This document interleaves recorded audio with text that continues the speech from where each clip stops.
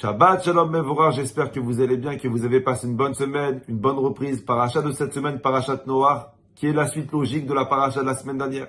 Dans la paracha de la semaine dernière, Akadosh Baruch Hu, il a créé Adam Arishon, et 10 générations plus tard, c'est écrit dans la Torah, El Toldot Noach, Noach ish tzadik tamim maya bedorota. Voici la descendance de Noach, Noach qui était juste et intègre dans sa génération.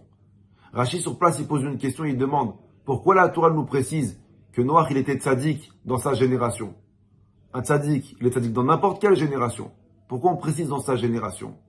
Et Rashi sur place, il donne une réponse et il dit, attention, certes, Noach c'était un tzaddik, mais dans sa génération à l'époque du déluge, tu aurais mis Noach dans une autre génération à l'époque de Avraham Avinu par exemple, personne n'aurait calculé Noach.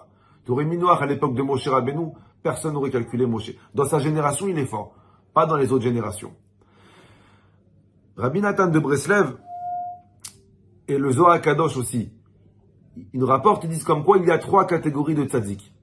Il y a le premier tzaddik qui est Noach, que quand Akadosh Baruch Hu il a annoncé à Noach qu'il allait détruire le monde, Noach, il a sauvé que sa famille et lui-même. Il n'a pas prié pour le reste du monde. Il a fait sauf qu'il peut.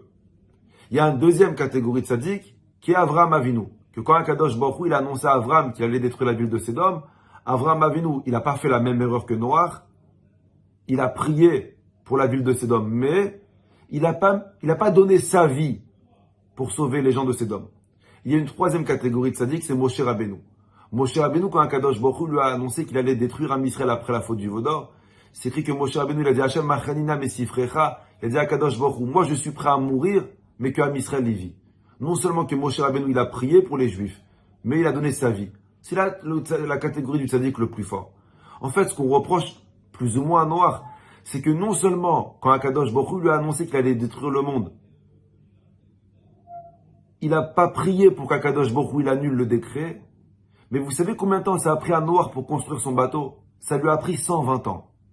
Pendant 120 ans, les gens lui posaient des questions. Les gens lui demandaient à Noach, mais qu'est-ce que tu fais? Tu crées un bateau, ok, c'est mignon, mais il faut créer un bateau près de l'eau, pas en pleine forêt.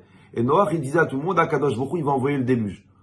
Et Aribadla, je comprends pas, pendant 120 ans, tu fais des discours. 120 ans, tu dis qu'Akadosh Baruch Hu, il va détruire le monde. Et en 120 ans, t'as pas réussi à rendre une personne bitchouva. C'est pas possible. Vous savez, moi, je fais cours, ça fait environ 16 ans. J'ai vu beaucoup de personnes dans mes cours.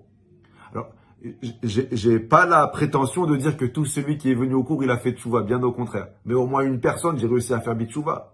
Parce que si en 16 ans de cours, j'ai pas réussi à convaincre une personne, rabotaille, je change de métier. Je vais me mettre à vendre des pompes à chaleur, moi aussi.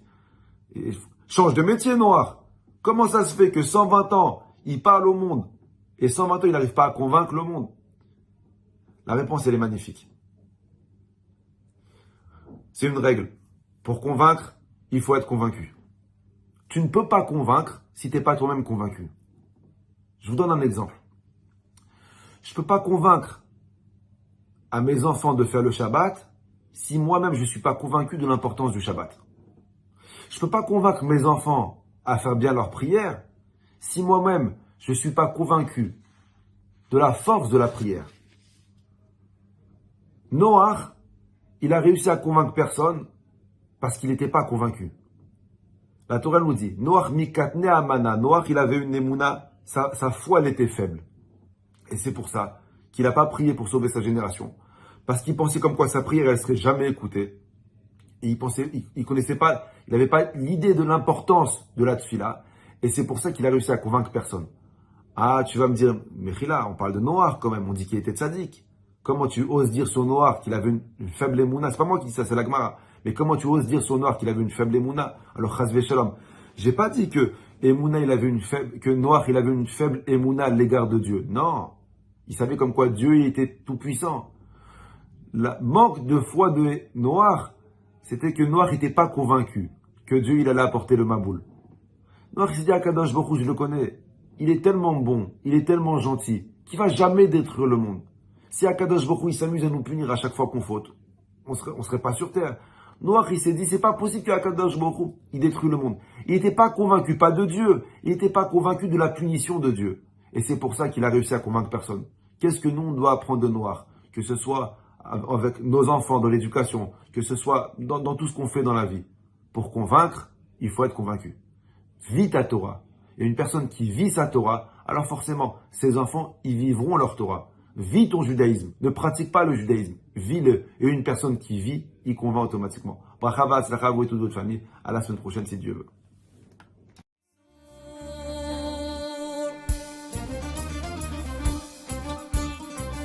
احنا جايين من كل مكان، الصويرة زينة